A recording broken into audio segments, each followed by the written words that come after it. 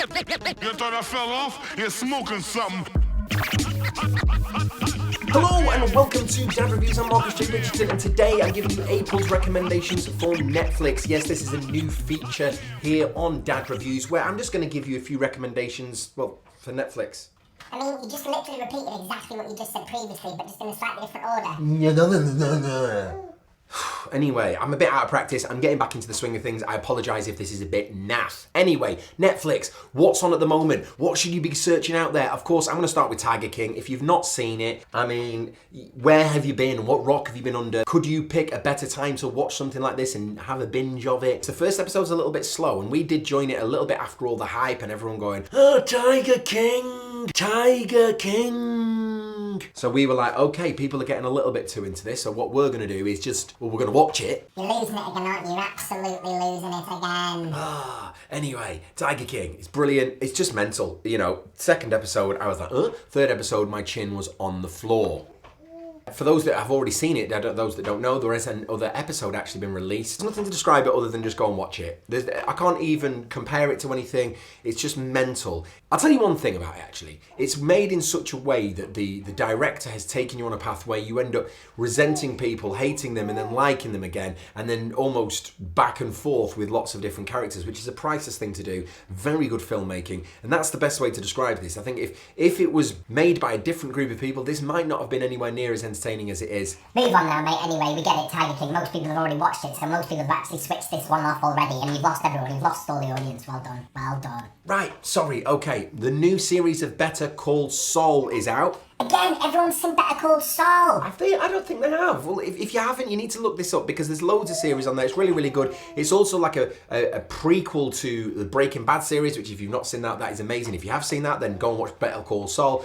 Here's another review somewhere for where actually I reviewed, I think, the last season of Better Call Saul. The new series is out. It's out weekly episodes. Again, depending on when you watch this, it might already all be out. I'm not even going to tell you what that's about. I just think if you are into things like Breaking Bad, then you will obviously really like this. If you're into stuff like El Chapo or Narcos, it's got a bit more of a comedy element to it than those. But if you do like those with a bit more of a light-hearted nature, then I think Better Call Saul is for you. I absolutely love it, as does The Baby.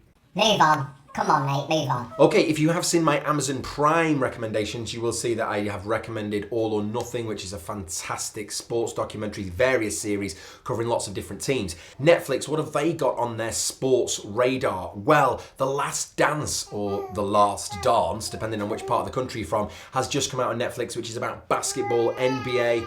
Baby! Can you be quiet, please, darling? Yes, it's a documentary looking at Michael Jordan and other likes. I'll be honest, I haven't quite watched it yet, but I do have some friends who are bang into their sports and they think it's a fantastic documentary. So maybe give that a look. I've not necessarily given it my recommendation. I'm just letting you know that it is out there and it is on Netflix currently. Baby agrees. So the one thing I am going to now go to before we finish this video and wrap it up is remind you to avoid something. It's called The Irishman. It's utter dog shit. It's Martin Scorsese, Robert De Niro, Joe Pesci's back, who to be honest is probably the only saving grace in it. The money spent on this is monumental, but it is just a massive Scorsese De Niro wankathon where, you know, you have this amazing technology that is making these people who are old look young. But the problem is, there's no technology that makes someone walk young. I mean, De Niro walks like a 76-year-old man. Because he's a 76-year-old man. Yeah, well, obviously, that's my point. I mean, but he looks like a 76-year-old man.